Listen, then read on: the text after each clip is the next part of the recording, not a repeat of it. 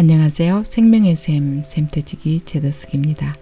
오늘은 지난 시간에 이어서 우찌무라 간조 회신기 세 번째 시간입니다. 이 영혼의 항해 일지는 우찌무라의 진실함과 단순한 마음을 읽게 되고 더 깊이 들어가게 됩니다. 오늘은 본문을 통해서 가족들, 믿지 않는 가족들에게 복음을 전하고 안타까운 마음으로 그들을 위하여 기도하는 우찌무라 간조의 모습도 볼 수 있습니다. 이제 바로 시작하겠습니다. 1879년 여름은 학교에서 남쪽으로 900km 정도 떨어져 있는 수도 도쿄에 우리 집에서 보냈다.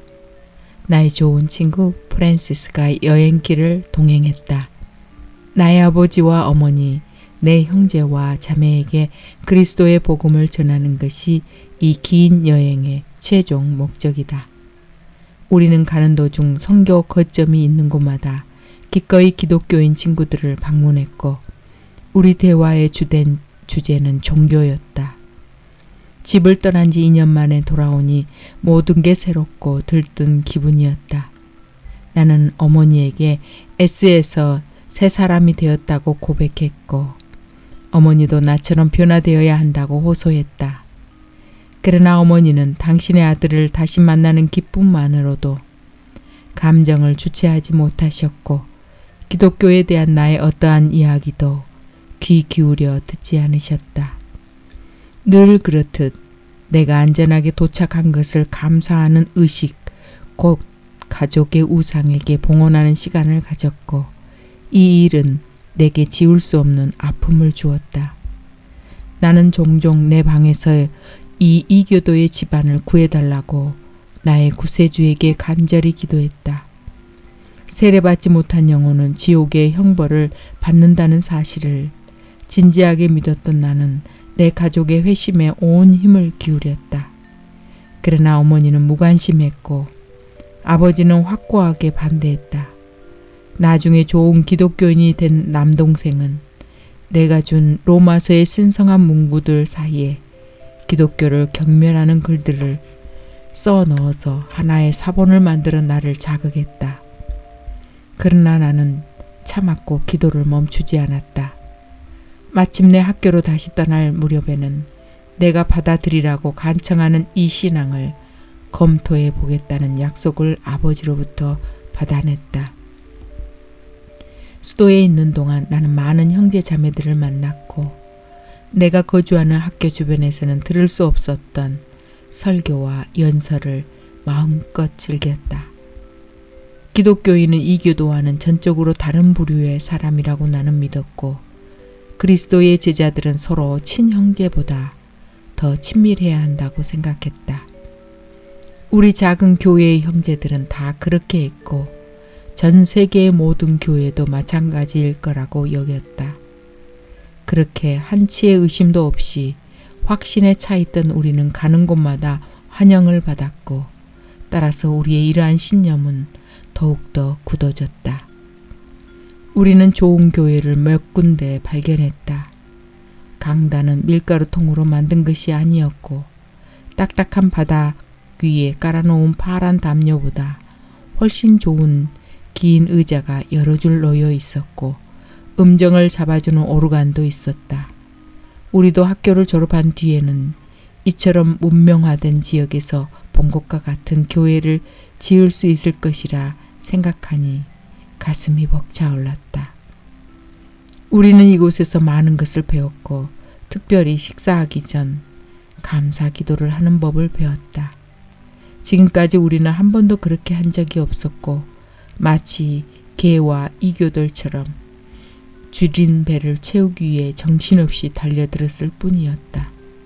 한 번은 일본인 감리교 목사의 집을 방문했는데 그 집에는 Y씨라고 하는 젊은 장로 교인이 함께 있었다. 점심을 대접하겠다는 친절을 우리는 기꺼이 받아들였다.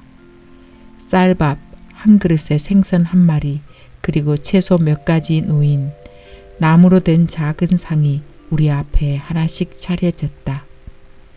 프란시스와 나는 늘 하던 대로 젓가락을 들고는 바로 식사를 하기 시작했다.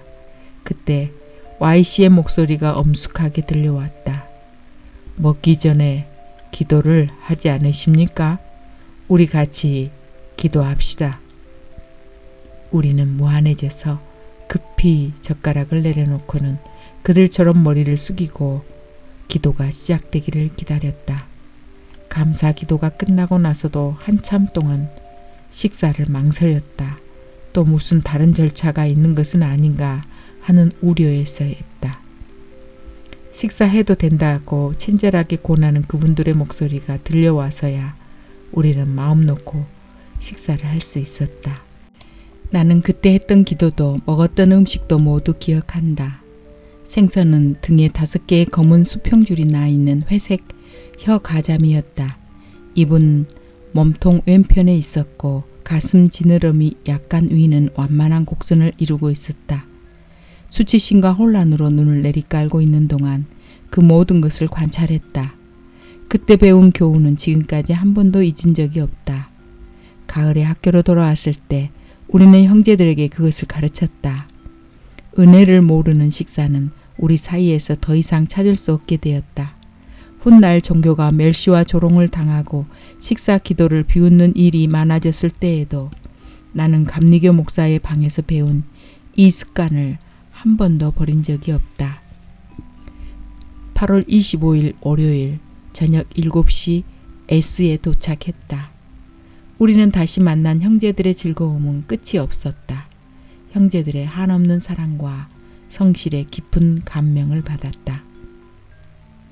내 보금자리인 학교로 돌아오니 그렇게 마음이 편할 수가 없었다.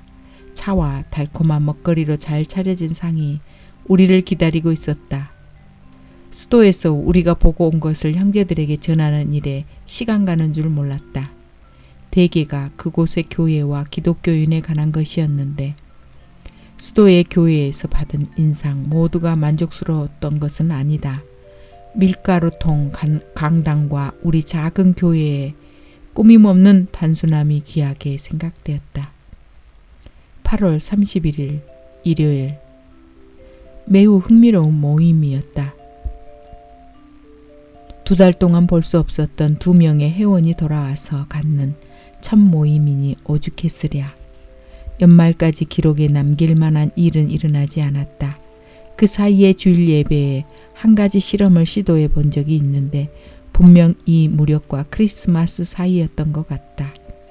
우리는 자신의 이야기를 하는 것에 서서히 실증이 났고 모임을 이끄는 방법의 변화가 절실히 요구됐다. 한 사람이 이런 제안을 했다. 우리가 세상에 나가게 되면 반드시 불신자들을 만나게 될 텐데 그때를 위한 준비를 지금 학교에 다니는 동안 하는 것이 어떻겠냐는 것이었다.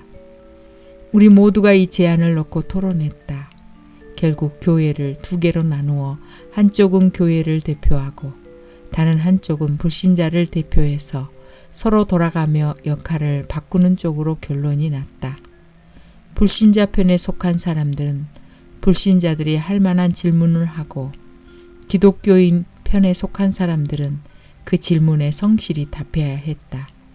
이 안에 모두 동의했고 그 다음 주일부터 실천에 옮기기로 했다. 새로운 방법으로 모임을 하기로 한 첫 안식일에 우리는 제비뽑기로 회원들을 2편으로 나누었다. 찰스, 조너선, 프레드릭 그리고 에드윈이 기독교인 편이 되었고 프랜시스, 휴, 폴 그리고 카우가 회의론자 혹은 불신자 편이 되었다. 한편에는 워버튼, 찰머스, 리든 그리고 글래드스턴이 다른 한편에는 볼링브로크 또 홈, 기번, 헉슬리가 자리 잡은 셈이다. 평상시와 같이 기도를 하고 먹을 것을 나눈 다음 교전이 시작됐다. 그날의 주제는 하나님의 존재였다. 첫 번째 회의론자 프랜시스가 첫 번째 변증가 찰스를 공격했다.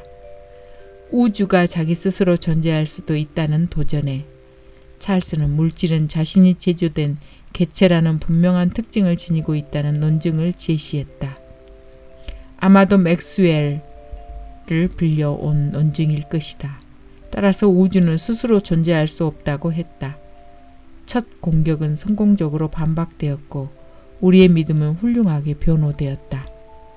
실용적인 휴는 기독교에 대항해서 나열할 만한 쟁쟁한 논쟁거리가 별로 없었기 때문에 조너슨은 휴의 반론을 쉽게 해결할 수 있었다. 결론적으로 이 우주는 창조주가 만든 것이 틀림없고 그 창조주는 스스로 존재하며 전능하고 완전한 지혜를 가졌다는 사실이 입증되었다. 그러나 이제 폴이 맹공격을 펼칠 차례였고 프레드릭이 응수해야 했다. 며칠 동안 그들은 별로 사이가 좋지 않았기 때문에 우리는 이러한 대결이 가져올 결과가 두려웠다. 학구적인 폴이 자신이 대답할 수 있는 것보다 훨씬 더 많은 의심을 가지고 있다는 것은 이미 알려진 사실이다. 그러나 이번 상황은 훨씬 심각했다. 폴은 자신의 복잡한 머리로 고안해낼 수 있는 최고의 의심을 쏟아낼 절호의 기회를 맞은 것이다. 나는 이 우주가 창조되었고 하나님의 지혜는 완전하며 하나님은 전능하셔서 불가능이 없다는 사실을 인정합니다. 폴은 천천히 말하기 시작했다. 그러나 하나님이 우주를 창조하고 이 우주가 자신이 부여받은 잠재적 에너지를 가지고 스스로 성장하고 발전할 수 있도록 작동시키고 난 후에 창조주가 자신의 존재를 끝내버리고 스스로를 없애버리지 않았다는 것을 어떻게 증명할 수 있습니까? 만약 이 신이 모든 것을 할 수 있다면 왜 그는 자살을 할 수 없습니까? 복잡한 심지어 불경스럽기까지 한 질문이었다. 과연 실용적인 프레드릭은 이 질문을 어떻게 해결할 수 있을까? 우리의 시선은 난처해가는 변증가에게 쏠렸고 불신자 편에서도 프레드릭의 대답을 걱정했다. 잠시 동안 그는 조용히 있었고 승리감에 찬 폴은 자신의 공격을 계속 밀어붙였다. 프레드릭은 무슨 말이든 해야 했다. 용기를 끌어모으며 그는 경멸하는 듯한 투로 말했다. 그런 질문은 바보들이나 하는 것입니다. 바보들이라고요? 지금 저를 바보라고 하셨습니까? 몹시 화가 난 폴이 되받아 쳤다. 그렇습니다. 프레드릭의 대답은 단호했다. 폴은 더 이상 참을 수가 없었다. 형제들이여! 폴이 가슴을 치며 벌떡 일어섰다. 저는 이 사람들을 더 이상 참을 수가 없습니다. 그는 성급히 방을 빠져나가며 문을 거칠게 닫았다. 폴은 자기 방에 도착할 때까지 연신 씩씩거리며 솟아오르는 분을 참지 못했다. 나머지 사람들은 놀라서 어쩔 줄을 몰랐다. 어떤 사람들은 폴이 잘못했다고 했고 또 어떤 사람들은 프레드릭에게도 잘못이 있다고 했다. 결국 폴이 제기한 중요한 문제는 뒷전으로 밀려났다. 이제 우리는 교전 중인 두 사람을 어떻게 화해시키느냐 하는 문제에 매달렸다. 더 이상의 토론 없이 모임은 끝이 났고 새로운 계획은 완전히 포기해야 했다. 우리 속에는 스스로 대답할 수 있는 것 이상의 의심이 있고 가장 좋은 해결 방법은 위로부터 오는 도움을 구하는 것이라고 결론지었다. 다음 주일 예배에는 예전의 방법이 그대로 적용되었고 성경의 말씀대로 사자와 소는 참으로 평화롭게 같이 뒹굴 수 있었다. 10월 24일 크리스마스 이브. 측량 시험이 있었다. 에드윈과 저녁 행사 준비를 위해 바쁘게 뛰어다녔다. 모임은 저녁 7시에 시작되었다. 모든 기독교인들이 참석했다. 11시까지 먹고 차 마시고 잡다한 이야기들을 나누었다. 우리의 즐거움에는 끝이 없었다. 올해는 상급생들도 크리스마스 잔치에 동참했다. 이 기념식은 작년보다 더 큰 규모로 진행됐다. 친절하게도 학교에서 교실을 빌려주어 그곳을 멋지게 꾸몄다. 잔치를 한껏 즐겁게 해줄 만큼 기부금도 넉넉히 들어왔다. 하얀 다루마 빨간 다루마의 씨름이 있었는데 빨간 다루마는 상급생 존 K가 만든 것으로 매우 독창적이었다. 네모 얼굴 Y가 그 인형 안으로 들어갔는데 처음에는 그냥 보지 못하는 눈과 듣지 못하는 귀를 가진 평범한 우상의 모형으로만 알았다. 그런데 갑자기 눈이 움직이기 시작하고 발 없는 다루마가 제 발로 일어서고 옆구리에서 두 팔이 앞으로 쑥 삐져나오더니 온몸을 흔들며 춤을 추기 시작한 것이 아닌가. 하얀 다루마가 빨간 다루마를 만나러 나오자 둘은 조너선을 심판으로 두고 씨름을 시작했다. 얼마나 즐거웠던지. 다루마들이 물러가자 아래만 가리고 홀딱 벗은 야만인이 튀어나왔다. 그는 바로 우리 중에서 가장 키가 크고 나이가 많은 장자 S였다. 종교적인 문제를 논할 때 우리는 항상 그를 지도자로 여겼다. S는 그렇게 희한한 차림으로 나와서 춤을 추고는 물러갔다. 우리는 옆구리가 결릴 정도로 웃었다. 구세주께서 우리를 구원하시기 위해 이 땅에 오신 사실이 너무도 기뻤다. 400년 전 사보나롤라가 프란시스에서 이와 같은 거룩한 사육제를 시작했고 도승들은 이렇게 노래 부르며 춤을 추었다. 이렇게 달콤한 즐거움은 또 없으리. 이토록 순수하고 강렬한 기쁨이라니 열성, 사랑, 정열처럼 강렬하여 그리스도의 거룩한 광기를 껴안으리. 나와 함께 외치라. 지금 나처럼 외쳐라. 광기, 거룩한 광기여. 12월 25일 10시 반에 모임을 가졌다. 우리가 S로 온 일에 가장 즐겁고 거룩한 기쁨을 누렸다. 이 모임은 참된 의미의 감사 예배였다. 비록 차나 케이크는 없었지만 기도와 진지한 이야기들이 있었다. 장자 S가 모임을 인도했다. 선교사 중 O는 크리스마스 축제의 역사와 존재의 이유를 주제로 강연을 했다. 이날 아침은 모두가 진지했다. 뉴올리언스에서는 금식과 참회의 사순절이 있기 전에 가장 열광적인 사육제가 열린다고 한다. 단 우리는 루이지애나 사람들처럼 심하게 놀지는 않았다. 그 후로 1880년 3월 28일까지는 아무런 기록이 없다. 1880년 3월 28일 일요일 모임에 대한 흥미가 많이 식었다. 흥분된 상태를 항상 유지할 수는 없었다. 그해 봄 내내 우리의 열정은 확실히 사그라져 있었다. 때로는 회원들 사이에 일어난 몇 가지 사소한 일들 때문에 교회 전체의 평화와 조화가 방해를 받았다. 한 번은 모두 벽을 향해 앉아 기도하는 중에 은근히 비꼬는 말들이 섞여 나오기도 했다. 물론 하늘에 계신 우리 아버지가 아니라 특정한 개인을 두고 하는 말이었다. 그러나 이 모든 일에도 불구하고 우리는 모이기를 패하지는 않았다. 6월은 종교적으로 매우 바쁜 달이다. 새로운 탄생의 두 번째 기념일을 늘 그렇듯 떠들썩하게 보냈다. 눈이 녹고 날씨가 좋아지면서 연달아 3명의 선교사들이 우리를 방문했다. 한 명은 미국인이고 2명은 영국인이다. 굶주린 우리의 영혼은 좋은 설교와 여러 가지 종교적인 가르침들로 채움을 받았다. 학교 근처에 항구에 살고 있는 영국 영사 유 선생도 학교를 방문했다. 그분의 집에서 우리가 지금까지 본 적이 없는 거창한 규모의 감독교회 예배를 드렸다. 그 예배가 우리에게 남긴 전반적인 인상은 불교적이라는 것이다. 예배에 사용된 의식과 의복이 종교는 단순해야 한다는 우리의 생각과는 맞지 않았다.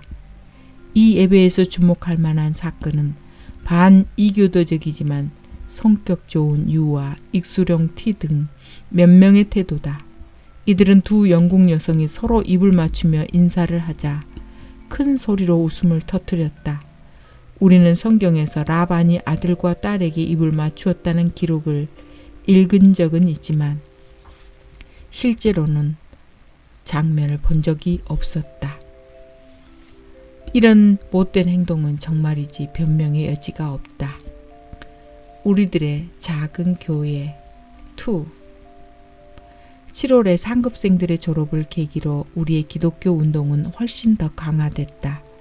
이들 중 기독교인은 8명이었는데 장자 S, 선교사 중 O, 성격 좋은 U, 익수령 T, 감독교회 주의자 존 K, 악어 W, 지방사람 K, 네모 얼굴 Y 등이다.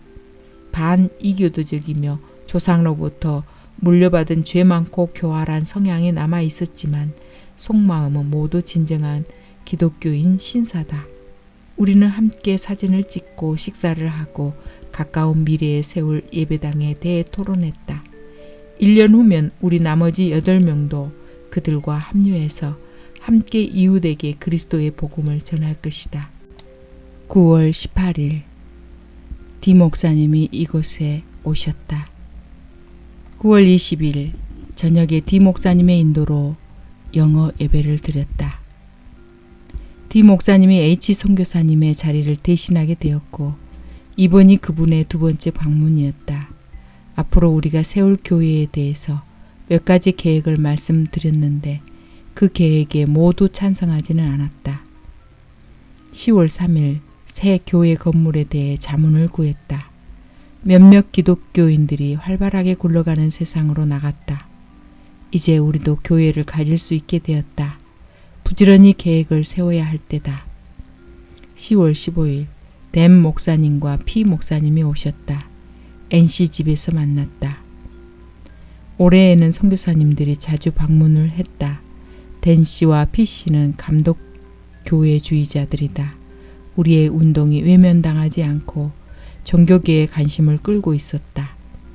10월 17일 일요일 SC의 집에서 모였다. 6명이 세례를 받았다.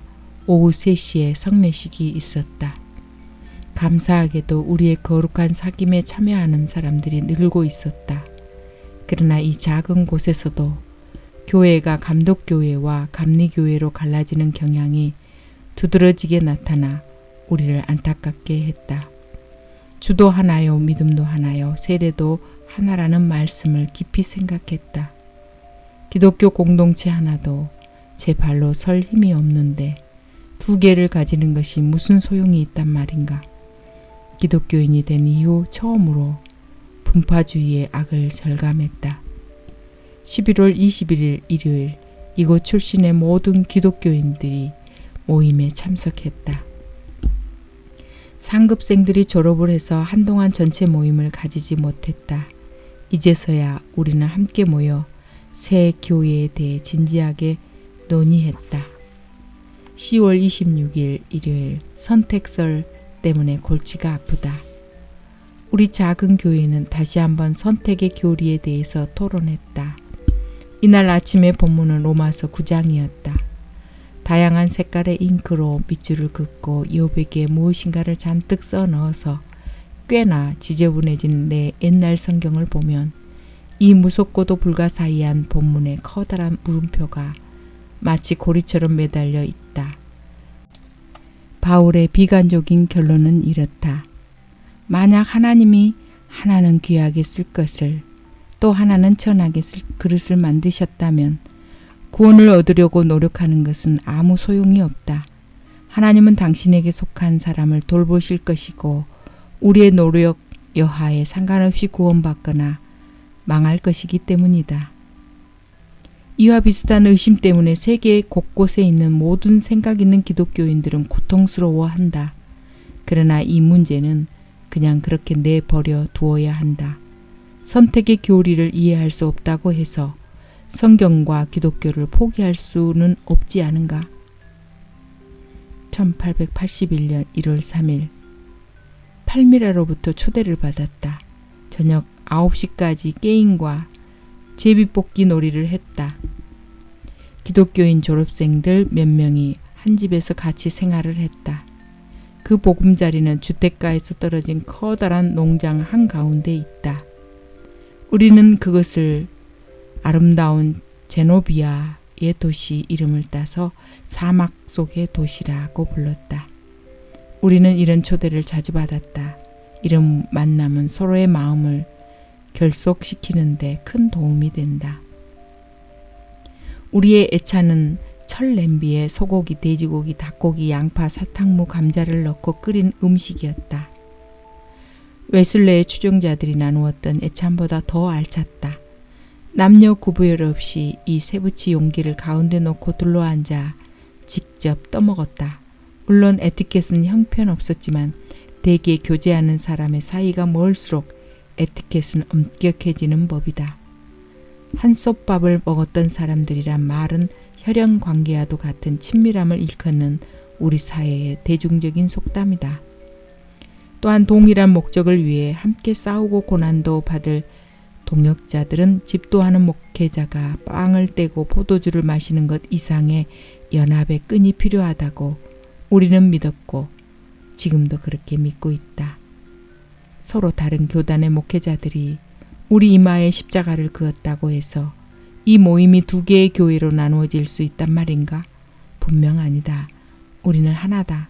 솥에 끓인 닭이 하나였고 조너선이 스토브에서 꺼낸 휴와 함께 나누어 먹은 커다란 감자가 하나였듯이 말이다.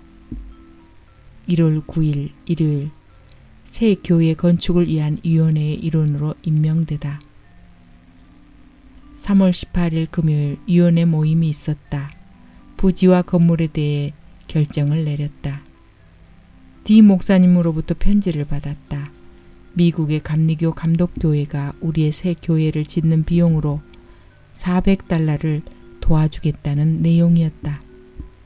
그것을 거저 받고 싶지는 않았다. 빌려 쓰고 가능하면 빨리 갚기로 했다. 이렇게 결정을 한 데엔 분명한 이유가 있는데 앞으로 차차 보게 될 것이다. 부지값으로 $100가 들 예정이었고 나머지는 건물을 짓는 비용으로 사용할 계획이다. 그런데 멕시칸 은화로 $400면 우리 지폐로 약 $700가 될 텐데 지금처럼 모두가 한 달에 $30의 월급밖에 못 받으면서 1년 안으로 이 돈을 갚을 자신이 정말 있단 말인가? 아, 심각하도다. 우리는 교회를 가지길 원하고 가져야만 한다. 그러나 빚을 져야 한다니 잘 모르겠다. 3월 20일 일요일 목수가 와서 새 교회 건물의 견적서를 제시했다. 건물의 설계는 좋아 보이지만 그러한 교회를 지으려면 빚을 져야만 한다. 괴롭다. 3월 24일 목요일 DC로부터 우편안이 도착해서 은행에서 현금으로 바꾸었다. 저녁에 위원회 모임이 있었다. DC에게 편지를 썼다. 드디어 돈이 도착했다. 당분간 회계를 맡기로 한 조너선이 4인치 두께의 돈 뭉치를 들고 학교 기숙사로 돌아왔다. 태어나서 지금까지 이렇게 큰 돈을 만져보기는 처음이었다. 그러나 내 영혼을 보라. 이 돈은 너의 것이 아니다. 물론 교회의 것도 아니다. 이것은 돌려줘야 할 돈이다. 조심해서 사용하라. 3월 30일 저녁 7시에 존 K의 결혼식이 있었다. 댄 목사님이 주례를 하셨다. 결혼식 후 차와 케이크를 들며 즐거운 시간을 가졌다. 10시까지 무한한 즐거움이 계속되었다. S학교의 기독교인 중에는 처음 있는 결혼식이었다. 감독교회주의자 존이 기독교인 학생 중에서 가장 먼저 결혼의 축복을 받았다. 결혼식은 감독교회 형식으로 진행되었는데 신부와 신랑이 제단 앞에서 반지를 교환했다. 우리에게 익숙한 일본의 간습과는 무척 다른 모습이다. 다가가 차려진 식탁에서는 몇몇 남학생들이 돌아가며 한 사람씩 짧은 연설을 했고 새로이 탄생한 이들에게 성공과 복을 기원했다. 그러나 크리스마스 이브에 우리에게 빨간 다루마를 만들어 주었던 그 사람이 이제 남편이 되었다는 사실을 믿기는 어려웠다. 여호와께서 내 집에 들어가는 여인으로 이스라엘 집을 세운 라헬, 레아 두 사람과 같게 하시고 룻기 4장 11절의 말씀이다. 이 말씀처럼 그 당시 우리가 계획하고 있었던 하나님의 집을 짓는 일에 존의 신부가 도움을 줄 수 있을지도 모르겠다. 3월 31일 교회 일에 문제가 생기기 시작했다. 저녁에 위원회가 모여서 새 건물을 지을 계획을 포기하기로 했다. 그 실상은 이렇다. 우리가 사겠다고 한 부지를 살 수 없게 되었고 다른 부지도 구하지 못하게 되었다. 지방사람 K의 주장대로 세미라미스 여왕의 정원처럼 교회를 공중에 매달든지 새 건물에 대한 계획을 아예 포기하든지 하는 수밖에 없었다. 큰 빚을 지는 것이 무척 두려웠던 우리는 이런 결론에 도달한 것이 전혀 아쉽지 않았다. 예배 드릴 수 있는 장소만 가질 수 있다면 그곳이 아무리 초라해도 우리의 신용을 담보로 저택을 짓는 것보다 훨씬 더 낫다. 4월 1일 목수가 출타 중이어서 문제가 더 복잡해지기 시작했다. 4월 15일 목수에게 20달러를 지불하기로 했다. 이론의 이론이고 우격다짐으로 일을 하곤 하는 에드윈이 정해진 기한 안에 목재를 준비하도록 목수와 합의를 해버렸다. 목수는 자기 사람들을 산으로 보내어 벌목을 해오도록 했다. 그런데 문제가 생기게 되었다. 말하자면 다음과 같은 일이 일어난 것이다. 솔로몬이 예루살렘에 성전을 짓는 일과 관련해서 히람과 구두 계약을 했다. 히람은 솔로몬을 믿었고 그래서 자기 사람들을 즉시 레바논으로 보내서 왕실의 사업을 위해 백향목을 벌목하도록 했다. 그러나 나중에 솔로몬은 성전을 지으려고 했던 모리아 산이 이미 다른 사람의 손에 들어갔기 때문에 자기 것이 될 수 없다는 사실을 알게 되었고 자기 계획대로 실행하려면 바로에게 빚을 져야 하는데 그렇게 하고 싶지는 않았다. 그래서 그는 성전을 짓는 계획을 포기했다. 그러나 레바논에서는 히람의 사람들이 솔로몬을 위해 나무를 찍는 도끼 소리가 울리고 있었다. 한편 히람은 개인적인 일로 시돈에 내려가 있어서 솔로몬은 새 건물을 짓는 계획에 변동이 생긴 것을 알려줄 수 없었다. 솔로몬이 히람에게 이 소식을 전하는 일이 하루하루 늦춰질 때마다 쌍방은 더 복잡한 문제에 빠지게 되었고 솔로몬과 그의 고문관들은 마음이 편치 못했다. 드디어 히람이 두로로 돌아왔고 솔로몬은 성전을 짓지 않게 되었다고 알리고 레바논에 가 있는 히람의 사람들을 다시 불러들이라고 부탁했다. 그러나 히람의 사람들은 이미 산에 있은 지 2주가 지났고 많은 백향목과 잣나무가 이미 벌목되어서 목재로 쓸 준비가 되어 있었다. 그래서 히람은 솔로몬이 그 손실을 보상해 주기를 바랐고 솔로몬은 자기 고문관들과 이 문제를 논의하게 된다. 이 일에 대해 장자 S와 아거 W는 벤담과 존 스튜어트 밀의 책에서 무엇인가를 읽고는 솔로몬이 히람과의 계약에서 왕의 인장을 찍지 않았기 때문에 히람의 손실에 대해 법적인 책임을 질 필요는 없다고 주장했다. 그러나 솔로몬 왕의 다른 고문관들은 선교사 중 오와 조노서는 다르게 생각했다. 히람은 솔로몬의 말을 여호와와 그분의 언약을 믿는 사람의 말로 신뢰했고 고로 왕의 인장이 찍혔건 그렇지 않건 상관이 없었다. 왕은 돈을 지불해야만 하며 그렇게 하지 않으면 다윗의 가문은 대중의 신임을 잃을 것이다. 그러나 S와 W는 손해배상을 해줄 법적인 책임이 없다는 입장을 강경하게 주장했고 이스라엘의 모든 백성은 그들의 주장에 찬성했다. 그렇지만 오와 조노서는 그러한 견해를 받아들일 수가 없었다. 결국 그 둘은 어느 추운 겨울 아침 눈 속에서 만나 자신들이 책임을 지자는 결론을 내렸다. 그들은 몰래 히람 목수를 만나 자신들은 가난하지만 그가 부당한 대우를 받는 것은 유감이라고 했다. 히람은 이스라엘 백성들 중 이 두 사람의 정직함에 감동을 받아 자기 자신도 손실을 어느 정도 감당하겠다고 말하고 이스라엘 백성으로부터 20달러만 받으면 만족하겠다고 했다. 조노스는 아직 학생이라서 정기적인 수입이 일주일에 10센트밖에 되지 않았다. 일단 오가 금액을 전부 지불하고 조노스는 이듬해 7월에 졸업을 하고 나서 오에게 자기 몫을 갚기로 했다. 이렇게 그 모든 어려움이 솔로몬의 고문관 중 2명이 자청한 약간의 자기 희생으로 해결되었다. 나중에 성격적 좋은 유와 휴가, 오와 조나선을 도와서 그 둘이 진 빚을 나누어 부담했다. 언급할 가치가 없는 사소한 일이라고 독자들은 말할지 모르겠으나 이러한 경험은 하나님과 사람에 대해서 우리가 파고드는 모든 신학과 철학보다 더 많은 것을 가르쳐 준다.